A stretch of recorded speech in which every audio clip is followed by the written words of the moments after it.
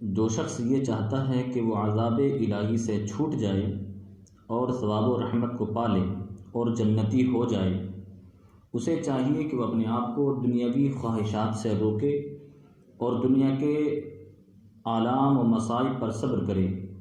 اللہ تعالیٰ ارشاد فرماتا ہے واللہ یحب الصابرین، اللہ صبر کرنے والوں کو پسند فرماتا ہے۔ جو شخص عبادت الہی پر صبر کرتا ہے اور ہر وقت عبادت میں لگا رہتا ہے، اسے قیامت کے دن اللہ تعالیٰ 300 ایسے درجات عطا کرے گا جن میں ہر درجے کا فاصلہ زمین و آسمان کے فاصلے کے برابر ہوگا۔ جو اللہ تعالیٰ کی حرام کی ہوئی چیزوں سے صبر کرتا ہے تو اللہ تبارک و تعالیٰ اسے 600 درجات عطا فرمائے گا جن میں ہر درجے کا فاصلہ 7ویں آسمان سے 7ویں زمین کے فاصلے کے برابر ہوگا۔ سبحان اللہ۔ جو مصیبت پر صبر کرتا ہے اسے 700 درجات عطا فرمائے گا اور ہر درجے کا فاصلہ تحت الثری سے عرش معلیٰ کے برابر ہوگا۔ سبحان اللہ۔ حدیث قدسی میں ہے، اللہ تعالیٰ فرماتا ہے کہ جب میرا کوئی بندہ مصیبت میں مجھ سے سوال کرتا ہے میں اسے مانگنے سے پہلے دے دیتا ہوں اور اس کی دعا کو قبول کر لیتا ہوں۔ سبحان اللہ۔ حدیث شریف میں ہے کہ جو شخص رات بھر بیمار رہا اور صبر کر کے اللہ تعالیٰ کی رضا کا طالب ہوا تو وہ شخص گناہوں سے ایسا پاک ہو جائے گا جیسے کہ اپنی پیدائش کے وقت تھا۔ اس لیے جب تم بیمار ہو جاؤ تو عافیت کی تمنا کرو۔ جناب ضحاک کہتے ہیں کہ جو شخص 40 راتوں میں ایک رات بھی گرفتار رنج و الم نہ ہوا ہو، اللہ تعالیٰ کے یہاں اس کے لیے کوئی خیر اور بھلائی نہیں ہے۔ حضرت معاذ بن جبل رضی اللہ تعالیٰ عنہ سے مروی ہے کہ جب بندہ مومن کسی بیماری میں مبتلا ہوتا ہے تو اس کے بائیں شانے والے فرشتے سے کہا جاتا ہے کہ اس کے گناہوں کو لکھنا بند کر دو۔ دائیں شانے والے سے کہا جاتا ہے کہ اس کے نامہ اعمال میں وہ بہترین نیکیاں لکھو جو اس سے سرزد ہوئی ہیں۔ سبحان اللہ۔ حدیث شریف میں ہے کہ جب کوئی بندہ بیمار ہوتا ہے تو اللہ تعالیٰ اس کی طرف 2 فرشتے بھیجتا ہے کہ جا کر دیکھو میرا بندہ کیا کہتا ہے۔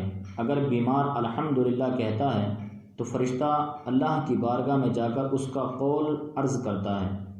ارشاد الہی ہوتا ہے کہ اگر میں نے اس بندے کو اس بیماری میں موت دے دی تو اسے جنت میں داخل کر دوں گا، اور اگر صحت عطا فرمائی تو اسے پہلے سے بھی بہتر پرورش کرنے والا گوشت اور خون عطا کروں گا اور اس کے گناہوں کو معاف فرما دوں گا۔ سبحان اللہ۔ آج ہمیں تھوڑی سی تکلیف ہو جاتی ہے تو ہم پریشان ہو جاتے ہیں، ذرا سی پریشانی پر گھبراتے ہیں۔ بنی اسرائیل میں ایک نہایتی فاسق اور فاجر انسان تھا جو اپنی بدکاریوں سے کبھی باز نہ آتا تھا۔ شہر والے جب اس کی بدکاریوں سے پریشان ہو گئے تو اللہ تعالیٰ سے اس کے شر سے محفوظ رہنے کی دعا مانگنے لگے۔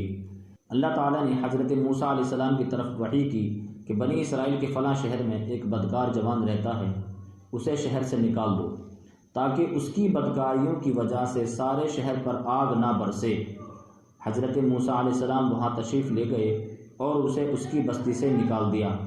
پھر فرمان الہی ہوا کہ اسے اس بستی سے بھی نکال دیجیے۔ جب حضرت موسیٰ علیہ السلام نے اس کو اس بستی سے بھی نکال دیا تو اس نے ایک ایسے غار پر ٹھکانہ بنایا جہاں نہ کوئی انسان تھا اور نہ ہی کسی چرند پرند کا گزر تھا۔ قرب و جوار میں نہ کہیں آبادی تھی اور نہ دور دور تک سبزے کا کوئی پتہ تھا۔ اس غار میں آ کر وہ جوان بیمار ہو گیا۔ اس کی تیمارداری کے لیے کوئی شخص بھی اس کے آس پاس موجود نہ تھا جو اس کی خدمت کرتا۔ وہ کمزوری اور ناتوانی سے زمین پر گر پڑا اور کہنے لگا کاش اس وقت میرے ماں باپ میرے پاس موجود ہوتے تو مجھ پر شفقت کرتے اور میری اس بے کسی اور بے بسی پر روتے۔ اگر میری بیوی ہوتی تو میری جدائی پر روتی۔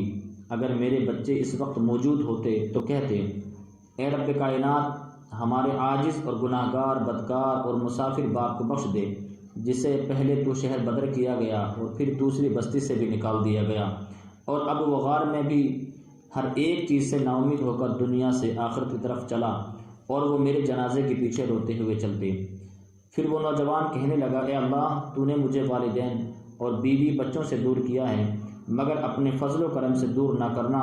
تو نے میرا دل عزیزوں کی جدائی میں جلایا ہے، اب میرے سے سراپا کو میرے گناہوں کے سبب جہنم کی آگ میں نہ جلانا۔ اسی دم اللہ تعالیٰ نے ایک فرشتہ اس کے باپ کی ہم شکل بنا کر، ایک حور کو اس کی ماں اور ایک حور کو اس کی بیوی کے ہم شکل بنا کر، اور غلمان جنت کو اس کے بچوں کے روپ میں بھیج دیا۔ یہ سب اس کے قریب آ کر بیٹھ گئے اور اس کی شدت تکلیف پر آہو زاری کرنے لگی۔